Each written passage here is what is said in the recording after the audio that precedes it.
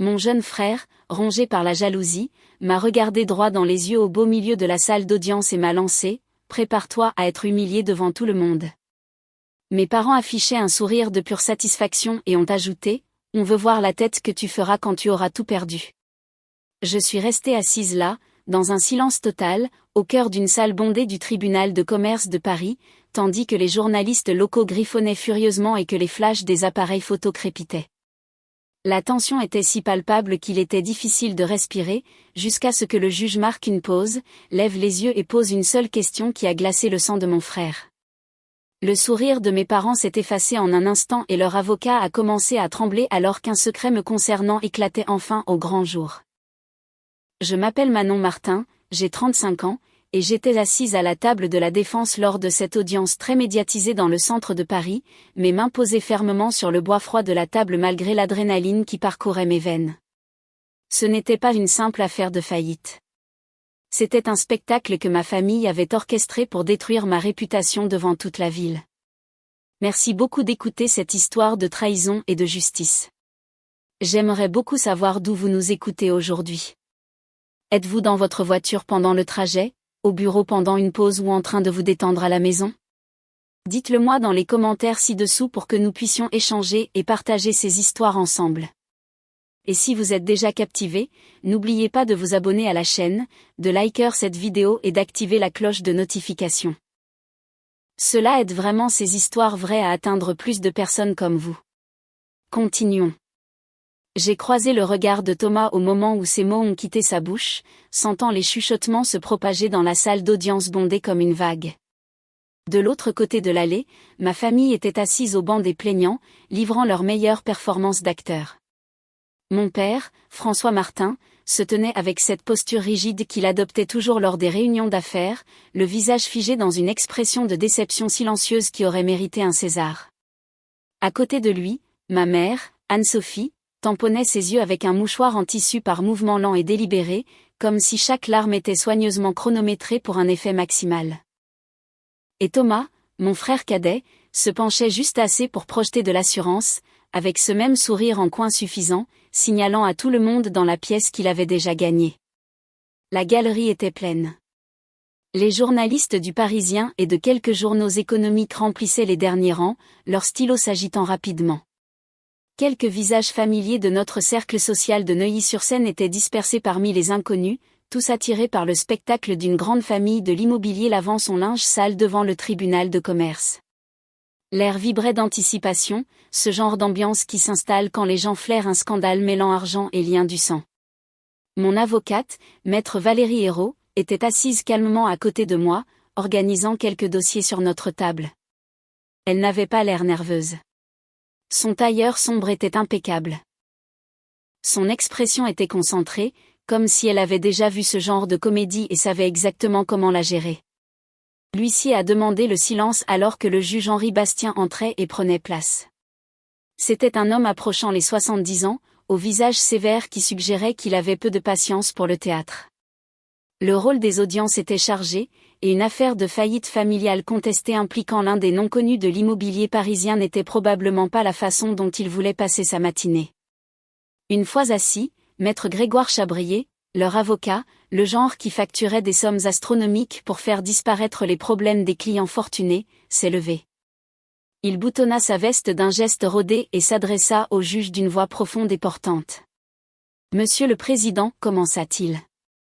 C'est une affaire de famille déchirante. Mon client, Monsieur Thomas Martin, a accordé un prêt personnel de 3 millions d'euros à sa sœur, la débitrice Manon Martin, dans un effort pour sauver sa société, le groupe immobilier Zénith, d'un effondrement imminent. Cet argent était destiné à couvrir des coûts de développement critiques et à éviter la perte de projets en cours. Il fit une pause pour l'effet, laissant le chiffre imprégner les esprits. 3 millions d'euros. Pour la plupart des gens dans la salle, cela semblait être une fortune. Pour ma famille, c'était juste un autre outil. Chabrier continua de faire les 100 pas lentement. L'accord était simple. Les fonds devaient stabiliser l'entreprise, spécialisée dans les copropriétés de luxe et les développements commerciaux. Mais les preuves montreront que la débitrice a détourné ses ressources vers des entreprises à haut risque, se surendettant sur des acquisitions foncières spéculatives et des aménagements luxueux que le marché ne pouvait pas supporter. Le groupe immobilier Cenit est maintenant profondément insolvable, avec des entrepreneurs impayés, des projets à l'arrêt et aucune voie réaliste de redressement. Un murmure parcourut la galerie. Les journalistes écrivaient plus vite. Je sentais le poids de chaque regard sur ma nuque. En apparence, Cenit avait traversé des zones de turbulence, permis de construire retardé, hausse du coût des matériaux, quelques transactions annulées dans un marché qui ralentissait. Mais nous avions aussi des succès. 2 immeubles résidentiels haut de gamme dans le 17e arrondissement qui avaient été entièrement vendus, générant des revenus solides, et plusieurs projets mixtes dans les cartons avec des investisseurs engagés. Ce n'était pas le navire en perdition qu'il décrivait. Ma mère laissa échapper un soupir doux et parfaitement timé. Mon père posa une main sur son bras, l'image même du soutien dans la douleur. Thomas gardait les yeux sur moi, ce regard confiant ne vacillant jamais. Chabrier conclut son ouverture. Nous demandons au tribunal de reconnaître la validité de cette dette, de lever le voile social si nécessaire, et d'accorder réparation au créancier qui a agi par loyauté familiale, pour se retrouver finalement avec des pertes substantielles. La salle devint silencieuse, lourde de jugement. Les gros titres se formaient déjà dans l'esprit des journalistes. L'héritière de la famille Martin dilapide l'investissement de son frère dans un empire immobilier en faillite. Le juge Bastien ajusta ses lunettes et se tourna vers notre table. Maître Hérault, la défense souhaite-t-elle faire une déclaration liminaire? Valérie se leva sans fioriture, sa voix claire et stable tranchant l'air lourd. Brièvement, Monsieur le Président. Le récit présenté est émotionnellement convaincant et porte sur un chiffre très important, mais il manque un élément essentiel, l'exactitude.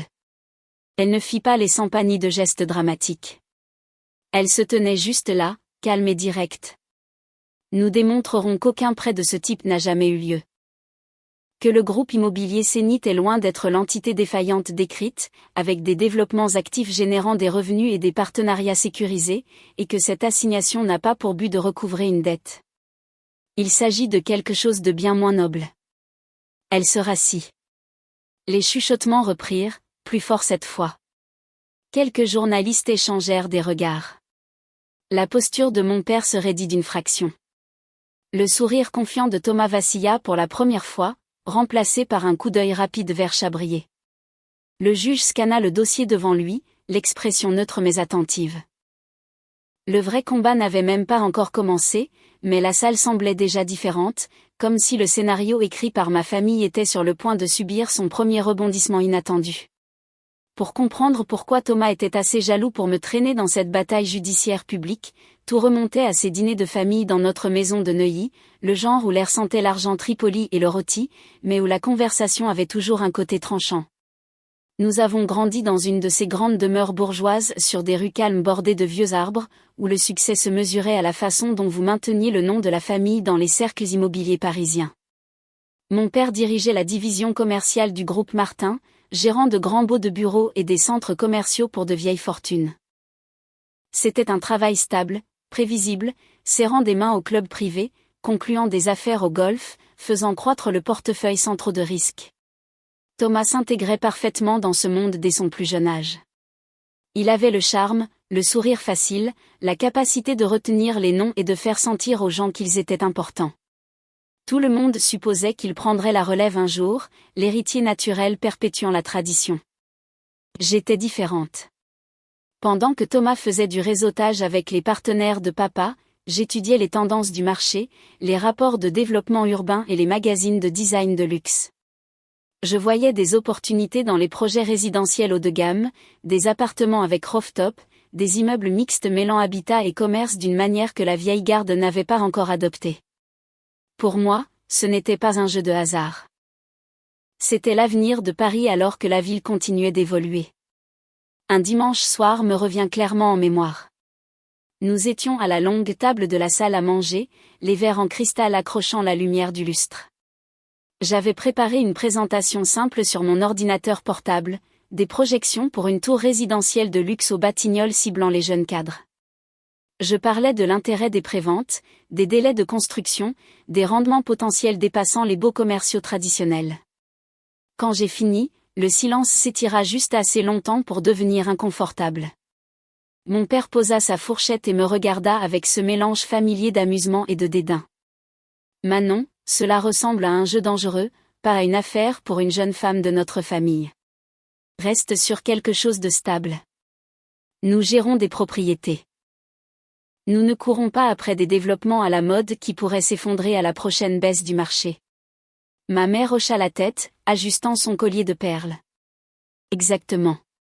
C'est assez risqué sans ajouter tous ces équipements fantaisistes. Et si les acheteurs ne viennent pas? Thomas se renversa dans sa chaise, avec un sourire narquois. Ouais, sœurette. Ça ressemble plus à jouer au promoteur qu'à construire quelque chose de solide. Laisse les vraies affaires aux gens qui connaissent le marché. Leurs mots atterrirent comme toujours, désinvoltes, mais coupant profondément. Ce n'était pas la première fois, et ce ne serait pas la dernière. Il voyait mes idées comme frivoles, quelque chose dans quoi une fille pourrait barboter avant de s'installer dans un rôle plus approprié, peut-être aider avec les événements caritatifs ou soutenir l'éventuelle ascension de Thomas. Mais à ce moment-là, alors que la critique flottait dans l'air, je sentis une douce pression sur ma main sous la table. Ma grand-mère, Éléonore, la mère de mon père, qui vivait dans une maison plus petite dans la même rue, avait écouté tranquillement comme d'habitude. Elle ne disait pas grand-chose à ses dîners, mais ses yeux ne rataient rien. Elle se pencha et chuchota juste assez fort pour que je l'entende, « Ne les laisse pas éteindre ta flamme, ma chérie. Tu as la vision qui leur manque. » Ces petits encouragements de grand-mère Éléonore étaient rares mais puissants. Elle avait vu l'entreprise changer au fil des décennies et croyait en l'adaptation, même si son fils n'y croyait pas. Son soutien discret m'a permis de tenir bon quand le reste de la table me faisait sentir comme une étrangère dans ma propre maison. À la fin de cette année-là, le schéma était clair.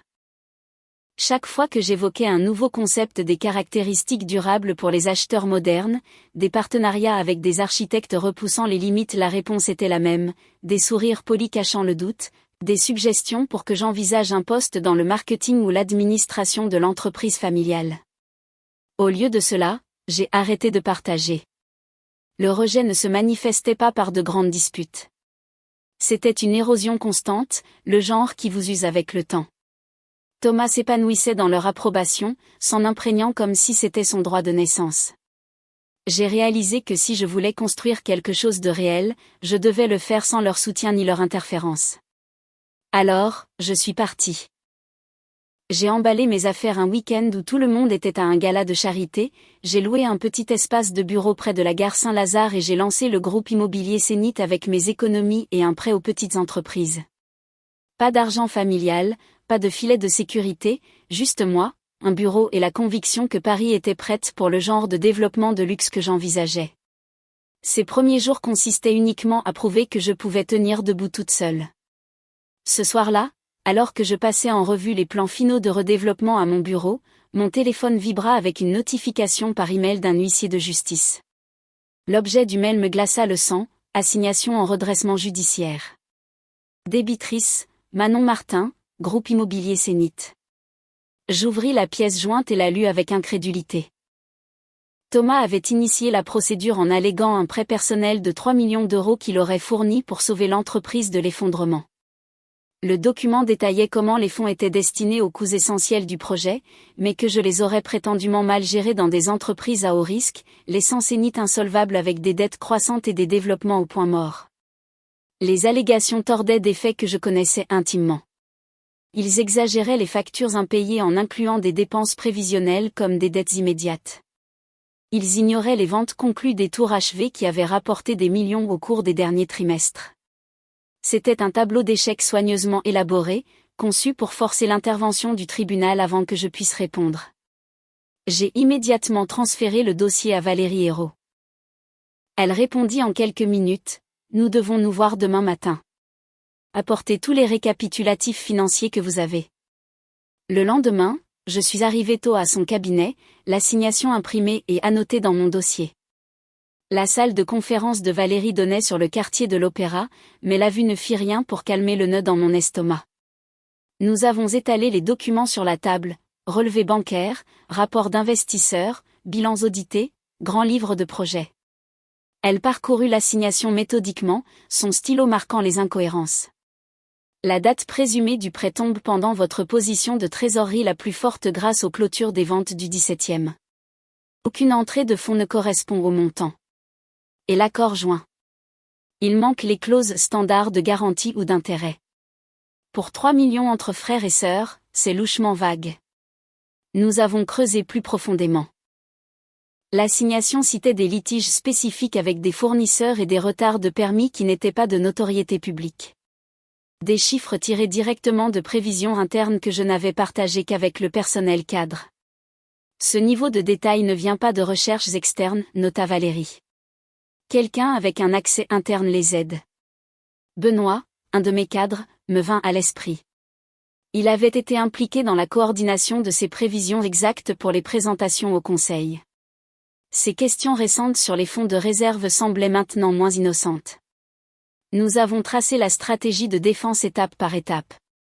Premièrement, compiler une preuve complète de solvabilité, bilans actuels montrant des réserves saines, flux de revenus des préventes actives, lettres de financement engagées. Deuxièmement, exiger la communication des pièces adverses, assigner les comptes personnels et professionnels de Thomas pour toute trace du virement. Valérie esquissa le calendrier. Nous déposons une requête en rejet dès le début, soulignant l'absence de dette vérifiable. On joint des analyses prouvant l'absence de transactions correspondantes. S'ils ne peuvent pas produire la preuve du virement, l'affaire s'effondre. Nous avons discuté des risques. Une procédure prolongée pourrait effrayer les investisseurs, retarder les permis, nuire aux relations avec les entrepreneurs. Mais se précipiter pour transiger validerait leur récit. On se bat proprement et durement, dit Valérie. Exposez les lacunes, forcez-les à prouver ce qu'ils prétendent. En début d'après-midi, nous avions un plan clair. Rassembler des attestations de partenaires clés confirmant l'absence d'implication familiale dans le financement. Préparer des rapports d'experts décomposant le cash flow. Revoir chaque communication pour tout ce qui pourrait être tordu. En rentrant, le soupçon d'une aide interne se renforça. La précision de l'assignation semblait trop ciblée. Comment Thomas pourrait-il connaître les chiffres exacts de brouillons non encore finalisés? Les questions persistaient alors que je me garais dans le parking du bureau. Les réponses viendraient, mais d'abord, nous devions construire un bouclier incassable. Le vrai travail ne faisait que commencer. Les jours suivants passèrent sous une pression temporelle constante et des réunions à huis clos chez Zénith. Je gardais ma routine aussi normale que possible en surface, arrivant tôt, dirigeant les points quotidiens, examinant les photos des chantiers. Mais à l'intérieur, j'observais tout le monde avec une nouvelle intensité. Le bureau avait toujours ressemblé à une seconde maison, un endroit où l'équipe partageait le café et célébrait les étapes franchies. Maintenant, il portait une tension silencieuse. Les gens levaient les yeux quand je passais. Les conversations s'arrêtaient juste une fraction de seconde trop longtemps. Les rumeurs de procès s'étaient répandues et personne ne savait trop quoi dire. Benoît était assis à sa place habituelle près de la fenêtre, gérant les plannings sur ses doubles écrans. Il avait été fiable dès le premier jour, toujours le premier à se porter volontaire pour des rapports supplémentaires. C'est pourquoi les petits changements ont attiré mon attention. Il a commencé à poser plus de questions sur les fonds de réserve pour la phase de redéveloppement, des choses dont il n'avait normalement pas besoin pour son rôle. Il imprimait plus de documents que d'habitude, les emmenant seul à la photocopieuse. J'ai commencé à le suivre discrètement, j'ai sauvegardé des copies des emails qu'il envoyait demandant des projections de trésorerie détaillées, noté les horaires où il accédait aux disques partagés tard le soir. Le juriste du cabinet de Valérie a aidé à extraire des journaux anonymes montrant une activité inhabituelle sur les fichiers liés à l'appel d'offres de la ville. Le poids pesait plus lourd chaque jour. Les fournisseurs appelaient pour vérifier l'état des paiements, inquiets des bruits de couloir. Les partenaires envoyaient des emails pour des mises à jour sur la stabilité. Je répondais avec des assurances calmes tandis que mon esprit passait en revue les pires scénarios. Le sommeil devint fragmenté, mes pensées tournant autour du qui et du pourquoi. Pour confirmer sans me dévoiler, j'ai introduit un détail plausible mais faux lors d'un appel de direction. J'ai mentionné la préparation de documents de contingence pour les actifs de redéveloppement, y compris un stockage hors site dans un nouvel entrepôt sécurisé que nous aurions obtenu à Lyon. Cela ressemblait à de la gestion des risques standards. Rien d'alarmant, juste une planification prudente face au bruit juridique. Le groupe l'a accepté sans objection. Des notes ont été prises. Le sujet est passé aux mises à jour des permis. 48 heures plus tard, Valérie a appelé. Ils viennent de déposer une requête d'urgence pour la protection des actifs. Lis le paragraphe 7. J'ai ouvert la pièce jointe. C'était là. Une demande pour empêcher le retrait ou le transfert de matériaux critiques du projet vers l'installation de Lyon en attendant l'examen du tribunal. Les mots m'ont frappé comme de l'eau glacée. Cette phrase exacte était sortie de ma bouche lors de l'appel. Aucun registre public ne mentionnait Lyon. Seules les personnes présentes lors de cet appel le savaient. Valérie et moi l'avons examiné immédiatement. Le timing le confirme, dit-elle. Ils ont agi trop vite pour autre chose qu'une fuite directe. Nous avons construit le dossier soigneusement. Conservé l'enregistrement de l'appel avec les horodatages. Rassemblé les listes de distribution montrant qui avait reçu le résumé de suivi. Extrait les métadonnées sur les consultations de fichiers correspondant au langage de la requête.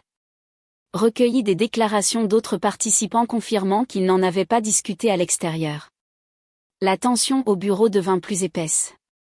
Les membres de l'équipe sentaient le scrutin supplémentaire dans mes questions, l'armoire fermée à clé que je commençais à utiliser.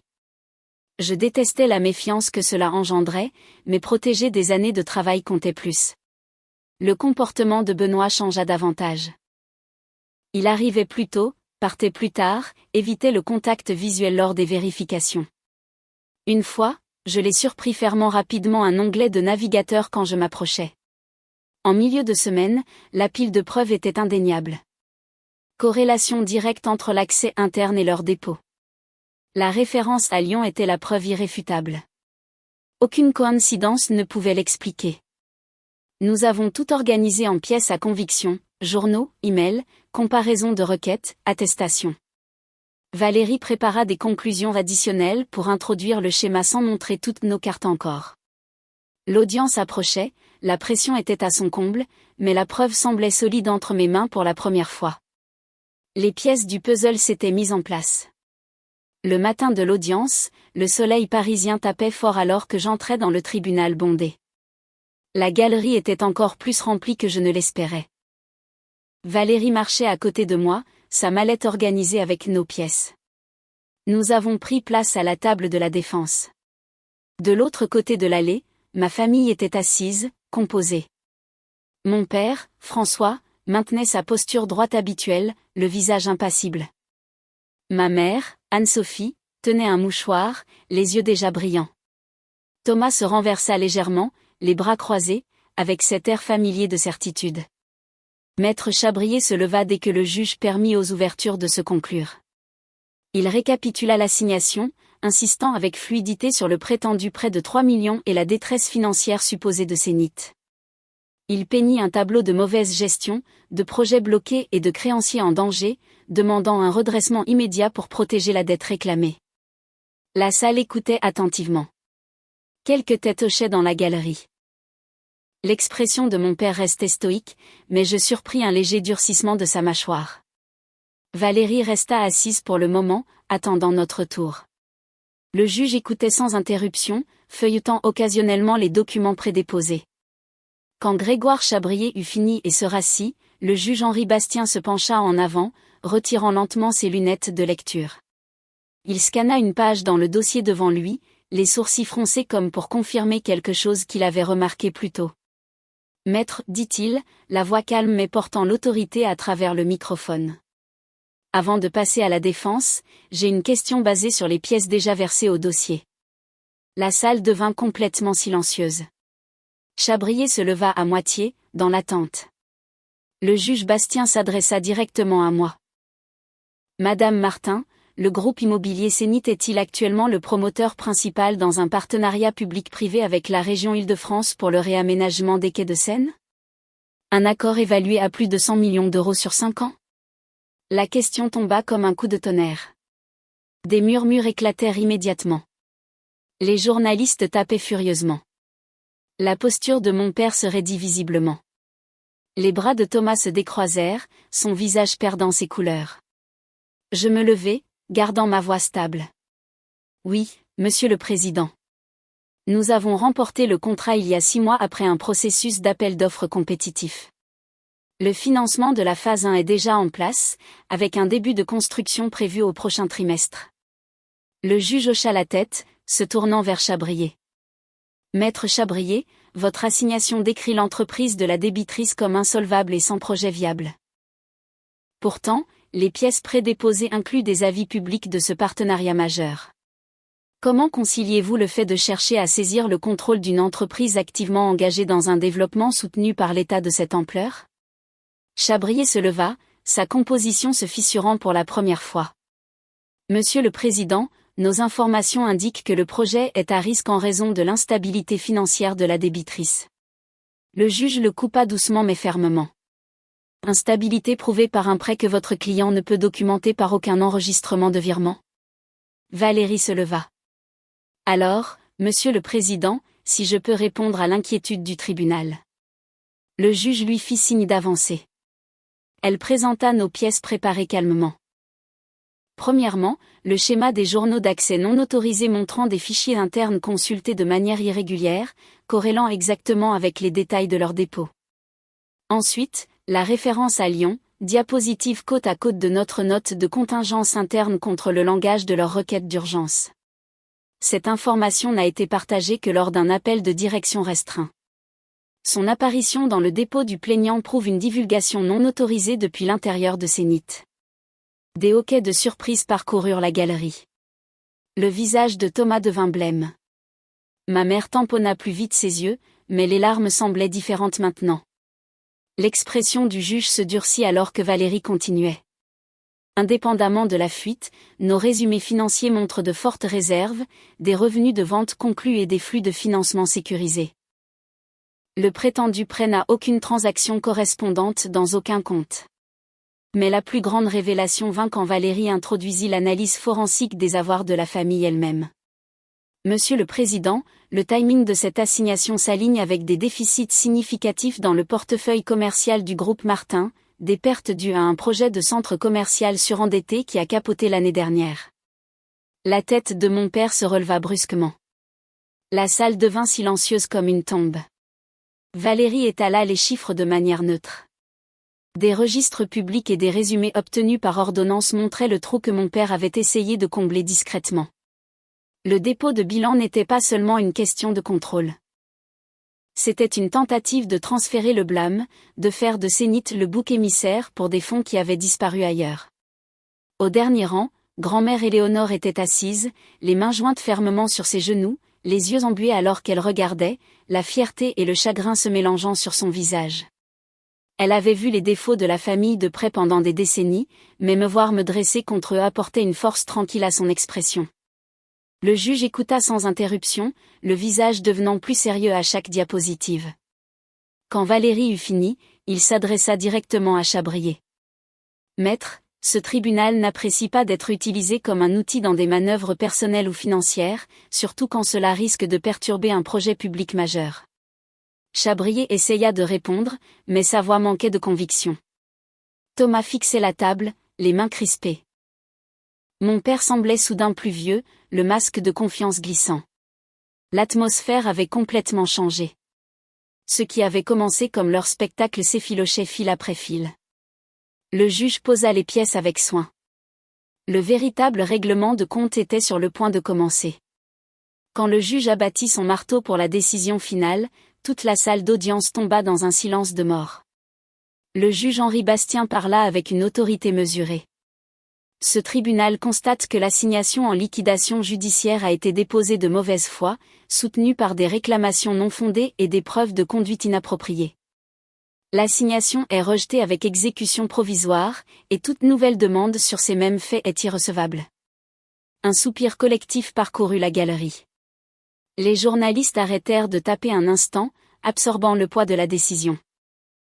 Le juge continua, de plus, Compte tenu des graves questions soulevées concernant l'authenticité des documents, l'accès non autorisé à des informations confidentielles et l'interférence potentielle avec un contrat de développement public majeur, le greffier a pour instruction de transmettre le dossier complet, y compris toutes les pièces et transcriptions, au parquet national financier pour examen de possibles violations de fraude, d'escroquerie au jugement et d'espionnage industriel. Le visage de mon père se vida de son sang. Thomas agrippa le bord de la table, les jointures blanches. Ma mère enfouit son visage dans ses mains, les épaules tremblantes. Mais cette fois, il ne restait plus aucune comédie. Les conséquences se déroulèrent rapidement dans les mois qui suivirent. La brigade financière agit vite. Thomas et mon père firent face à des accusations pouvant entraîner de la prison, des amendes substantielles se chiffrant en millions et la révocation permanente de leurs cartes professionnelles immobilières. La réputation du groupe Martin dans les cercles parisiens s'effondra. Les partenaires se retirèrent, les affaires se tarirent. Les invitations cessèrent d'arriver.